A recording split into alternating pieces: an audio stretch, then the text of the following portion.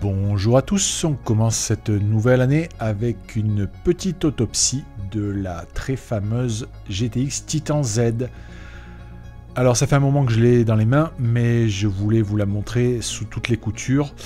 Et pour ça, il fallait la démonter. Donc vous avez vu de certaines vidéos où je fais des tests, je la compare notamment à la dernière GTX 980 Matrix d'Asus.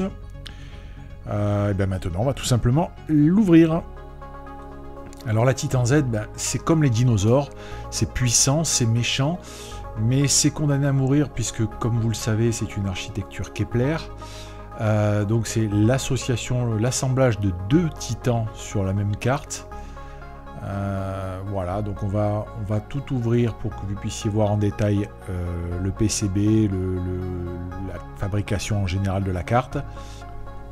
Donc la première chose qu'on remarque sur la Titan Z, comme sur la Titan d'ailleurs, c'est que le châssis est entièrement métallique, qui a un double système de dissipation thermique, donc devant avec un ventilateur et un radiateur. Et derrière, là on verra plus tard, hein, l'armature derrière a une fonction, notamment au niveau de la dissipation thermique des mémoires. Donc le démontage est relativement facile. Assez long parce que il y a beaucoup de vis comme vous voyez, mais ça se fait avec deux outils, un bon petit tournevis cruciforme et deux clés Allen, et on arrive à démonter cette Titan Z assez facilement. Donc la Titan Z, elle a baissé, hein. Aujourd'hui elle est sortie, elle était pas loin de 4000 €, aujourd'hui on la trouve à autour de 1500 € en cherchant bien. Et voilà, on a le système de dissipation en visuel. Donc on remarque bien tout de suite les deux blocs de dissipation droite et gauche qui sont là pour refroidir les deux GPU Kepler.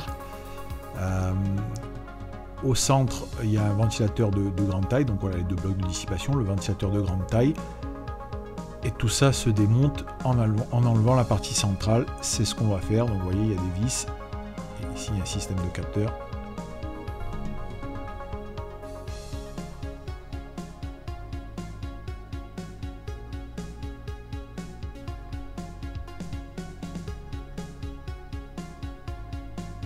Et voilà.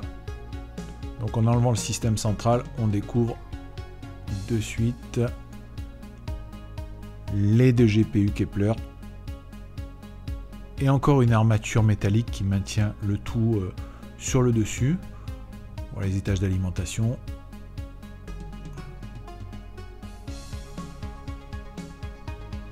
Voilà.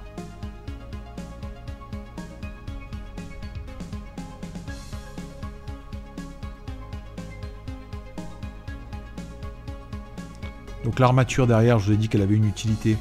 Donc après avoir dévissé, on va l'ouvrir. Hop, on décolle la pâte thermique qui colle un peu. Et là on découvre aussi la mémoire et tout le reste de la carte.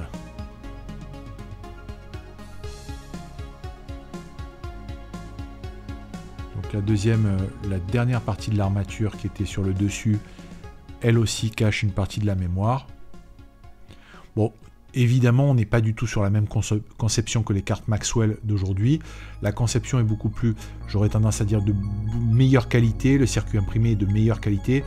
Mais encore une fois, on parle d'une carte d'exception, hein, puisque le prix était à 3900 €. Voilà l'intégralité de la carte démontée. Voilà, donc c'est peut-être la dernière fois que vous allez voir un GPU Kepler. Deux GPU Kepler. Donc cette carte Titan Z, ça n'a pas été une super réussite. Ça reste, hein, encore une fois, je vous invite à aller revoir tous mes tests, mais ça reste quand même quelque chose de très puissant. Ça n'a pas été la meilleure production de Nvidia, c'est le moins qu'on puisse dire. Ça reste une curiosité et je voulais vous la montrer.